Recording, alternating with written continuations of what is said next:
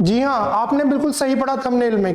हम बात करने वाले हैं 15 मोस्ट इंपॉर्टेंट क्वेश्चंस की, जो कि होने वाले हमारे चैप्टर नंबर 1 10th क्लास का रियल नंबर से।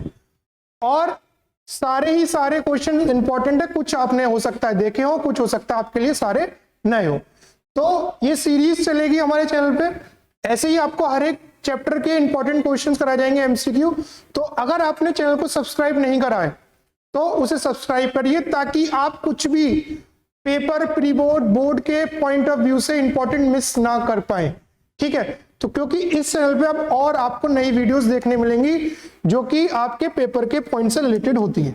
अब देखो, पहला सवाल दे रखा है हमें, पहले सवाल में दे रखा है the least number that is divisible bye all the numbers from 1 to 10 both inclusive, मतलब 1 और 10 को मिला के। ठीक है, अब करने वाला क्या है, बच्चा क्या करता है जी, लीस्ट नंबर बताना है उसे, डिविजिबल बाय सबसे, किससे भाई, 1 से हो, 2 से हो, 3 से, 4 से, 5 से, 6 से, 7 से, 8 से, 9 से और 10 से। ठीक है, अब करने का तरीका क्या है, बच्चा क्या करेगा, एलसीएम लेगा, जो सब लोग करते हैं भाई, सबका एलसीएम लेंगे तो उससे भी आंसर आ जाएगी, डायरेक्टली हो गया। ठीक है, अब दूसरा तरीका क्या कहता है, समझो बात को, जैसे मैंने 3 नंबर ले लिए, 2 ले लिया, 3 ले लिया, 7 ले लिया। ठीक है, इनका एलसीएम लिया तो ये आएगा 1, ये 3, ये 7, ये ले लिया 3, ये आएगा 1, ये आएगा 1, ये आएगा 7, फिर ले लिया मैंने 7, 1, 1, 1। ठीक है, तीनों की मल्टीप्लाई करी, तीनों की मल्टीप्लाई करने पे कितना आया, 42 आया। कितना आया जी, 42। अब 42 जो नंबर है, समझो बात को मैं कहना चाह रहा हूं, करने को वैसे भी कर सकते हैं लेकिन ऐसे और आसान है। तीनों जो नंबर है इनका एलसीएम कितना आया, 42 आया। अब देखो 42 जो है वो तीनों से डिवाइड हो सकता है, 2 से भी हो सकता है, 3 से भी हो सकता है और आपका 7 से भी हो सकता है। ऐसे इस बात को ऐसे समझो कि भाई जिनका एलसीएम लिया और एलसीएम लेके जो नंबर आया वो डिवाइड हो रहा है तीनों से।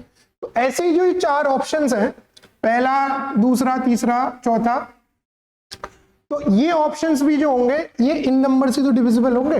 तो देखो डायरेक्ट करने का तरीका क्या है, आप देखो 10 जो है, 10 7 से तो डिविजिबल होगा नहीं, 10 नहीं 3 से डिविजिबल होगा, तो पहला ऑप्शन तो आपका ये गलत हो गया। 100 3 और 7 से हो ही नहीं सकता। ठीक है, 504 कहां दिक्कत करेगा, 10 पे दिक्कत करेगा, क्योंकि 504 10 से डिविजिबल नहीं होगा। तो सिर्फ आपका क्या बचा, 2520, यही एक लास्ट ऑप्शन बचा जो कि सबसे डिविजिबल होगा। आप पूरे का एलसीएम लेने से बच गए। ठीक है, ये तरीका है जी शॉर्ट में खत्म करने का। आगे देखो, क्योंकि एमसीक्यू कोई हिसाब से वर्किंग नहीं मांगता। अगले क्वेश्चन में कहा गया है if n is a natural number then n की पावर 2n माइनस 4 की पावर 2n। आपको एक चीज दे रखी है, यानी कि 9 की पावर 2n माइनस 4 की पावर 2n, और आपसे पूछा है ये जो चीज है, ये जो चीज है ये डिविजिबल किससे होगी, 5 से होगी, 13 से होगी, 5 बोथ 5 एंड 13 से होगी, या इनमें से किसी से नहीं होगी, ऑप्शन नंबर डी में। तो करने का तरीका क्या है, देखो आपने ये करना है, आपने पहले n की वैल्यू 1 रखनी है। क्यों 1 रखनी है, क्योंकि नेचुरल नंबर है भाई, n नेचुरल नंबर, और नेचुरल नंबर कहां शुरू होते हैं, 1 से शुरू होते हैं।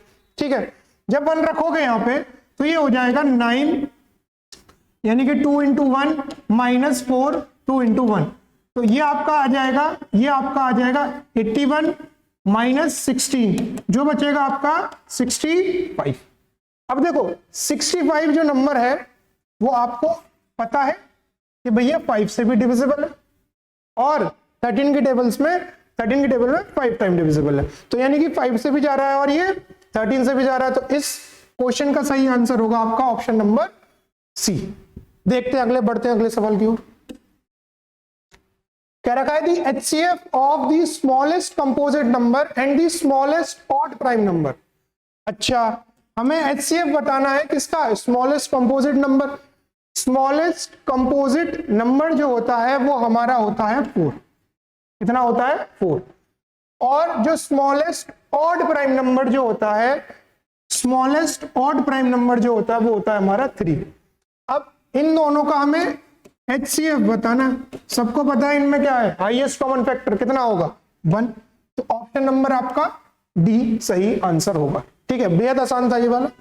बढ़ते हैं आगे की ओर। कहा गया है भाई ये थोड़ा इंपॉर्टेंट है, तो समझ लेना, कोई कंफ्यूजन होती है। If a is a factor of b where a and b are natural number then LCM of a and b is, LCM बताना है हमें a और b का। अब कंफ्यूजन दूर करने के लिए पहले मेरी बात सुनो। बात यह है कि आप 5 into 4 करोगे तो कितना आएगा जी, 20 आएगा, ठीक है। अब 5 क्या है, 5 एक फैक्टर है किसका, 20 का। 4 भी क्या है, एक फैक्टर है, और 20 क्या है, मल्टीपल है। क्या है जी, मल्टीपल है। मल्टीपल ऑफ किसका है, 5 का है एंड 4 का है, ठीक है। अब मेरी बात समझो, फैक्टर का मतलब समझ गए आप, कैसे फैक्टर क्या कहना चाह रहा हूं, और मल्टीपल का मतलब। अब ये बात समझो कि ए जो है फैक्टर है बी का, तो मान लेते हैं बी जो है, बी की वैल्यू मान लेते हैं 20 है, ऐसे सपोज करते हैं बी जो है वो 20 है। अब ए जो है फैक्टर है बी का, यानी कि जो 20 है उसका एक फैक्टर क्या होता है जी, 4 मान लेते हैं, ठीक है। होता है नहीं होता, जैसे कि आपके सामने लिखा हुआ है मैंने। तो अब बी अगर 20 है, ठीक है, और ए अगर उसका फैक्टर है तो यानी कि जो कि 4 होता है, तो इन दोनों का जरा एलसीएम ले लेते हैं, जरा चेक करो, ठीक है। एलसीएम ले लेते हैं, तो 2 गया, 10 आया और 2 आया, फिर 2 गया, 5 और 1, फिर आया 5 और क्या कहते हैं ये देखो, तो इनकी मल्टीप्लाई करी 4 into 5, 4 into 5 आएगा आपका कितना आ जाएगा जी, 4 into 5 आपका फिर से कितना बन जाएगा जी, 20 बन जाएगा। यानी कि एलसीएम जो आया वो असल में बी ही आया। क्यों, क्योंकि बी को हमने क्या लेट कर रखा था, 20 लेट कर रखा था, और 20 है क्या, बी है। तो असल में जो इसका आंसर सही होगा वो क्या होगा, आपका डी वाला ऑप्शन। बढ़ते अगले सवाल की ओर, उम्मीद करते हैं समझ में आया हो।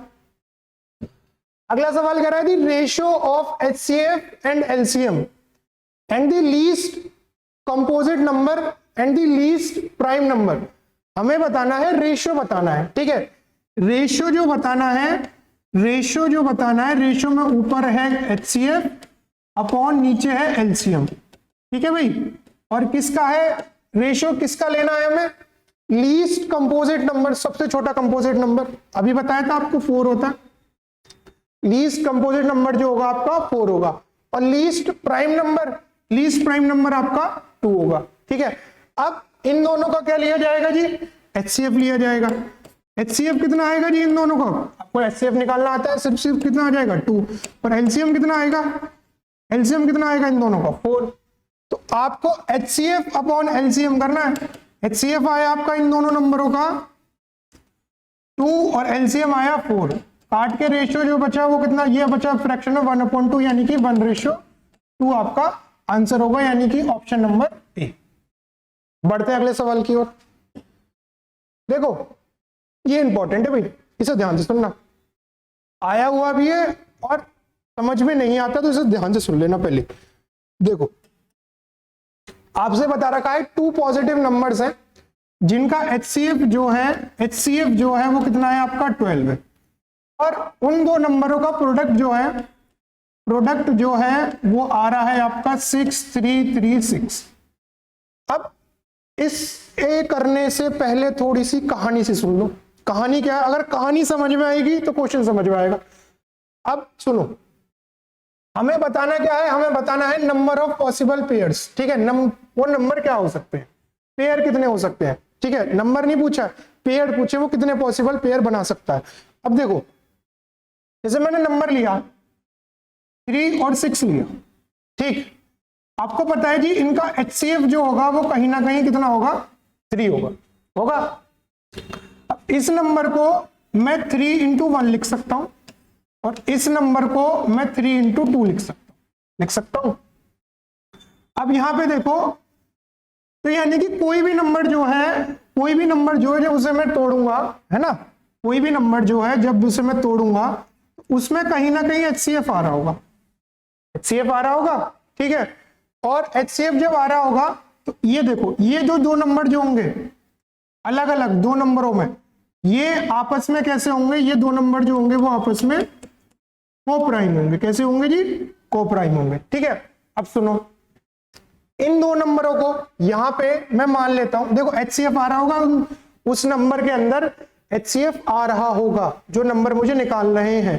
ठीक है, जैसे कि आपने देखा 3 और 6 में कहीं ना कहीं उनका HCF आ रहा था उन नंबर्स के अंदर, तो ऐसे ही जो नंबर निकालने उनमें कहीं ना कहीं 12 आ रहा होगा और 12 इंटू समथिंग कुछ आ रहा होगा, 12 इंटू समथिंग आ रहा होगा। यानी कि मैं मान लेता हूं जो पहला नंबर था वो 12x था और दूसरा नंबर जो था वो मैं मान लेता हूं मैं 12 आया होगा। अब ये x और y जो होंगे, x और y जो होंगे, जैसे कि यहाँ पे 1 और 2 है, वो कैसे होंगे आपस में? को प्राइम होंगे। को प्राइम वाली बात मत भूलना, क्योंकि अगर को प्राइम वाली बात भूल जाओगे तो आगे दिक्कत आएगी।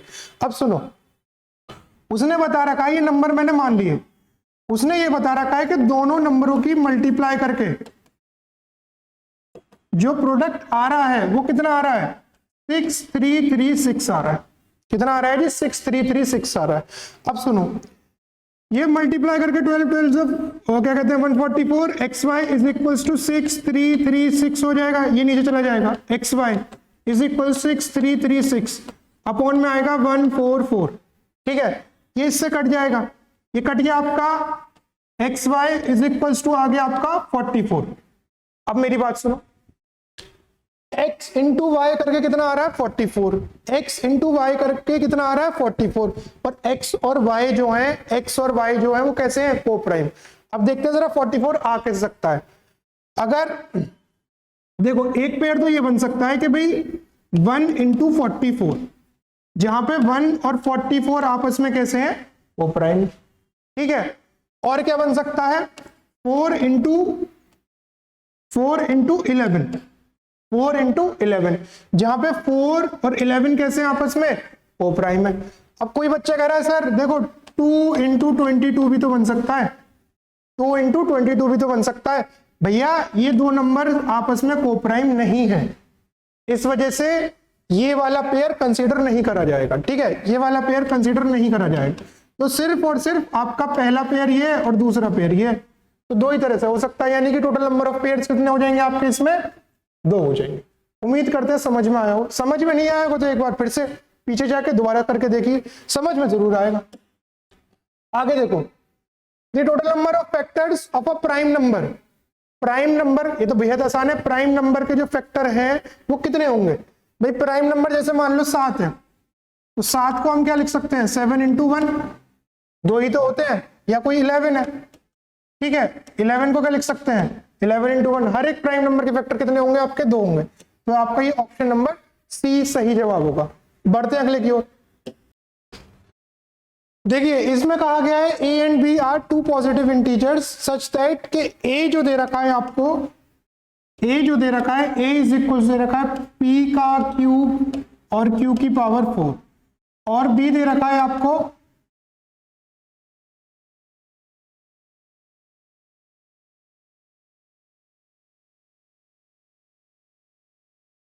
नंबर से, और HCF है आपका AB का कितना है? P की पावर M और Q की पावर N, और LCM है P की पावर R और Q की पावर S। देन हमें वैल्यू बतानी है इस चीज की। किस चीज की? इस चीज की, M प्लस N और R प्लस S की, और फिर आपस में क्या? ब्रैकेट की मल्टीप्लीकेशन। ठीक है, तो सबसे पहले हम इन दोनों का HCF निकालते हैं। HCF में आ जाएगी लोएस्ट पावर, P की जो लोएस्ट पावर है वो स्क्वायर है, और Q की जो है वो आपकी लोएस्ट पावर क्यूब है। ये आ गया HCF। LCM में जो आ जाएगी वो हाईएस्ट आ जाएगी, यानी कि P की जो हाईएस्ट है वो 3 है, और Q की जो हाईएस्ट है वो आपकी 4 है। ठीक है, अब उसने ये वाली बात दे रखी है, ध्यान से देखो। HCF में दे रखा था उसने P की पावर M और Q की पावर N, और LCM में दे रखा था उसने P की पावर R और Q की पावर S। कंपेयर करा जी, P की जगह P की पावर में इधर M है तो इधर कितना है? 2, तो M की वैल्यू आ गई 2, और आपकी N की वैल्यू आ गई 3, आपकी R की वैल्यू आ गई 3, और S की वैल्यू आ गई 4। तो सिर्फ वहां पुट करना है किसमें? M प्लस N और R प्लस S में। तो ये हो जाएगा 2 प्लस आपका 3, और R हो जाएगा 3 प्लस 4, ये आ गया आपका 5, और ये आ गया 7, जो मल्टीप्लाई करके कितना आएगा? 35। तो आपका 35 जो हो जाएगा वो करेक्ट आंसर हो जाएगा, यानी कि ऑप्शन नंबर सी। बढ़ते हैं अगले सवाल की ओर। अगले सवाल में क्या रखा है, LCM of two prime numbers P and Q. LCM है दो प्राइम नंबर का कितना, 221, जहां पे पी जो है आपका ग्रेटर देन है क्यू। तो कह रहा है find the value of 3p minus Q.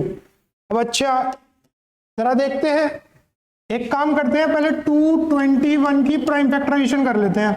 तो ये जाएगा 13 से ये कितना बचा 17, और 17 से है ना, तो दो ही नंबर है। तो यानी कि 221 को मैं लिख सकता हूं आपका 13 इंटू 17, जहां पे उसने बता रखा है P ग्रेटर देन है Q से, यानी कि ये वाला P जो होगा वो कितना होगा 17 और Q कितना होगा 13। तो आपको वैल्यू बतानी है 3p माइनस Q की, यानी कि 3 इंटू P बोले तो 17 माइनस Q बोले तो आपका आएगा 13। तो ये हो जाएगा आपका 51 माइनस 13 विच इज 38, यानी कि आपका option number C correct answer होगा। बढ़ते हैं अगले सवाल की ओर। देखो आसान है ये भी, ध्यान से सुनेंगे भाई। एलसीएम दे रखा है आपको क्या कह रखे हैं 36, और एचसीएफ दे रखा है, और आपको बताना है एक्स की वैल्यू बतानी है। तो आपको ये बात तो पता ही होगी कि एलसीएम इंटू एचसीएफ बराबर होता है प्रोडक्ट ऑफ टू नंबर्स, यानी कि ए इंटू बी। अच्छा एलसीएम दे रखा है आपको 36, एचसीएफ दे रखा है आपको 2, ए को मान लेते हैं x, ठीक है, ये रहा a और इसे मान लेते हैं b। तो ये हो जाएगा x इंटू कितना 18, तो ये आपका आ गया 36 इंटू 2 अपॉन में 18 इज इक्वल्स टू x। ये इससे कट जाएगा 2 टाइम्स, तो 2 इंटू 2 कितना आ जाएगा 4। तो x की वैल्यू कितनी आ गई 4, यानी कि option number C is the correct answer. देखो अगला देखो, if the sum of two numbers is, बता रखा है आपको सम दे रखा है 1215 है ना, and their HCF is 81, HCF दे रखा है उनका 81, और पूछा है then possible number of pairs.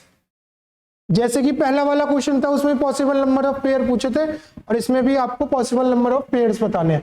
अब सुनो मेरी बात, जैसे कि हमने पिछले सबसे पहले वाले क्वेश्चन में भी एचसीएफ दे रखा था, और हमने फिर एचसीएफ में से दो नंबर कैसे लिए थे, हमने दो नंबर ले दिए कि 12 इंटू एक्स और 12 इंटू वाई। ऐसे ही है एचसीएफ 81 है, तो पहला नंबर होगा 81x और दूसरा नंबर हो जाएगा 81y।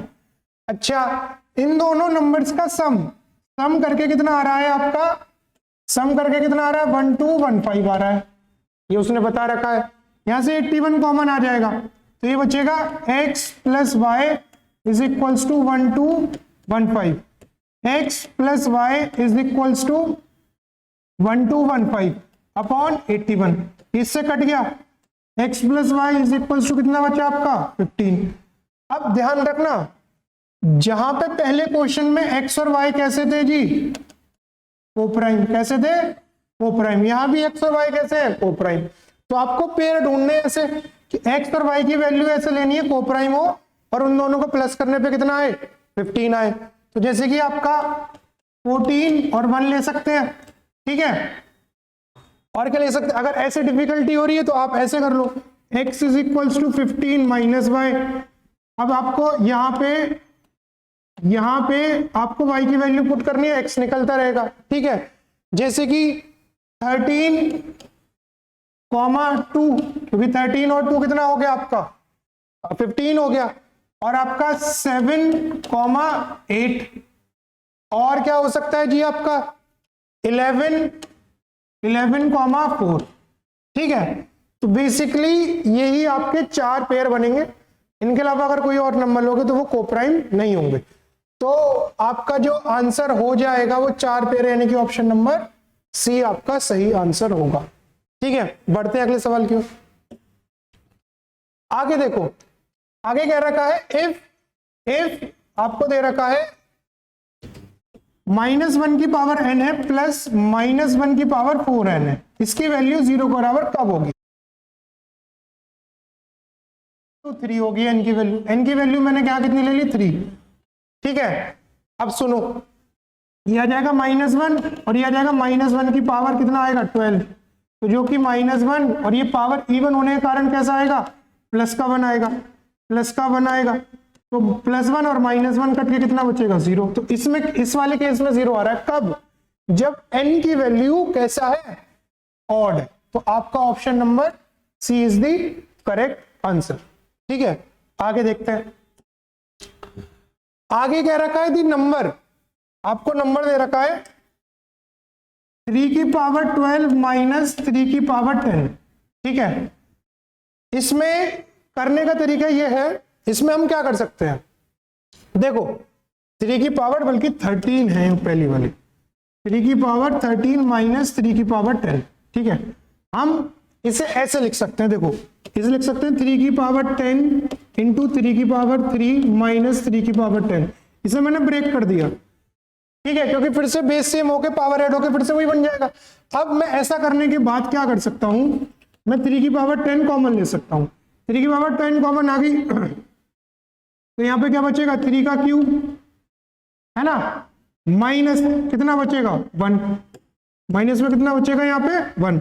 अच्छा, तो ये आ गया आपका 3 की पावर 10 इंटू 3 का क्यूब 27, 27 में से 1 माइनस हो गया यानी कि 26।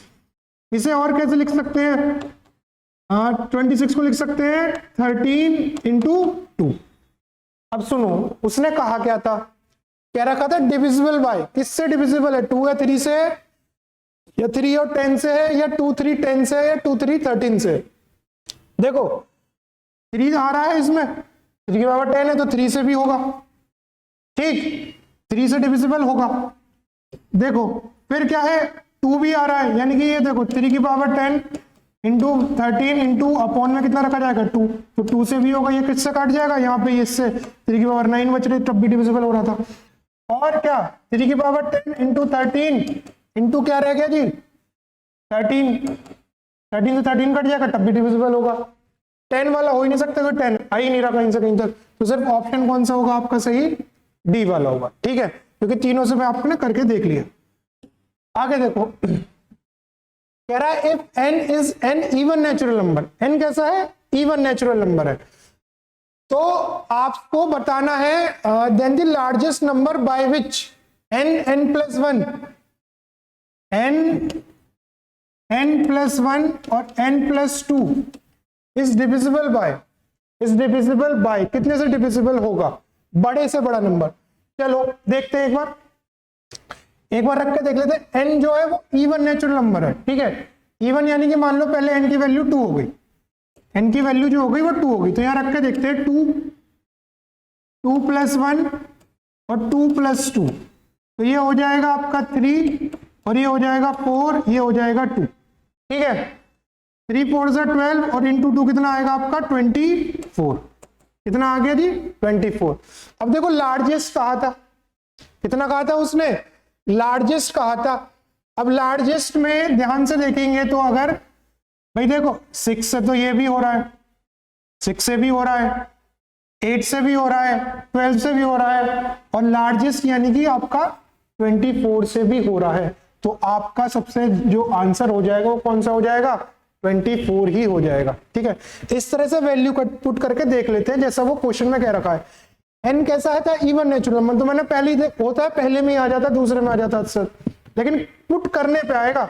आप सोच रहे हो वैसे ही आ जाएगा, जब तक करके नहीं देखोगे तब तक नहीं आने का। देखो कितना आसान सवाल आया, कहा गया if n is a natural number then 12 की power n can not end with digit, कितने से वो एंड नहीं हो सकती, मतलब उसकी एंड डिजिट क्या नहीं हो सकती, 2 नहीं हो सकती, 4 नहीं हो सकती, या 8 नहीं हो सकती। ठीक है, अब क्वेश्चन आपने एक ऐसा देखा होगा कि एंड होने के लिए क्या डिजिट का होना जरूरी है, मतलब प्राइम फैक्टराइजेशन में क्या आना जरूरी है। तो आप देखो 12 की जब प्राइम फैक्टराइजेशन करोगे तो कितना आएगा जी आपका 6 2 3 3 1। ठीक है, लेकिन आपको यह पता होना चाहिए कि अगर किसी नंबर को, किसी भी नंबर को की एंड डिजिट आपको कितनी चाहिए, एंड डिजिट में कितना चाहिए 0, जैसे 100 है, 100 की एंड डिजिट में कितना चाहिए आपको 0 चाहिए। ठीक है, तो उसकी प्राइम फैक्टराइजेशन में क्या आना चाहिए भाई, 2 की पावर m इंटू 5 की पावर n की तरह होना चाहिए। कैसा होना चाहिए, 2 की पावर m 5 की पावर n। अब इसमें कहीं भी 2 तो आ रहा है, 2 तो आ रहा है, लेकिन 5 नहीं आ रहा।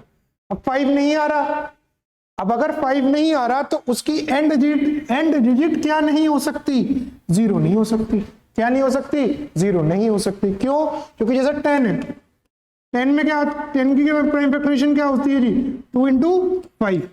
अब 2 इंटू 5 है तभी तो 10 बना, और उसकी प्राइम फैक्टराइजेशन में कितना है, 2 इंटू 5 30 है। 30 को क्या लिख सकते हैं जी, 3 इंटू 10, और 10 को 2 इंटू 5। तो आपने क्या देखा, प्राइम फैक्टराइजेशन में कहीं ना कहीं 2 इंटू 5 आ गया। अब 2 इंटू 5 इसमें आ ही नहीं रहा, इसकी प्राइम फैक्टराइजेशन में 2 इंटू 5 नहीं बन रहा। नहीं बन रहा तो 0 से एंड हो ही नहीं सकता, नहीं बन रहा तो 0 से एंड नहीं हो सकता। तो इसका मतलब ऑप्शन नंबर कौन सा सही होगा आपका, डी होगा। ठीक है, बढ़ते हैं, देखो क्वेश्चन खत्म। अब ये सारे क्वेश्चंस आपके लिए बेहद इंपॉर्टेंट थे। ठीक है, हर एक क्वेश्चंस आपको आना चाहिए। ऐसे ही मोस्ट इंपॉर्टेंट क्वेश्चंस की वीडियो आगे भी आती रहेगी, तो प्लीज चैनल को सब्सक्राइब करिएगा ताकि आपकी कोई भी वीडियो इंपॉर्टेंट क्वेश्चंस की मिस ना हो पाए। ठीक है, और भी तरह का कंटेंट आपको देखने को मिलेगा इस चैनल पे। ठीक है, आज के लिए इतना ही, थैंक यू।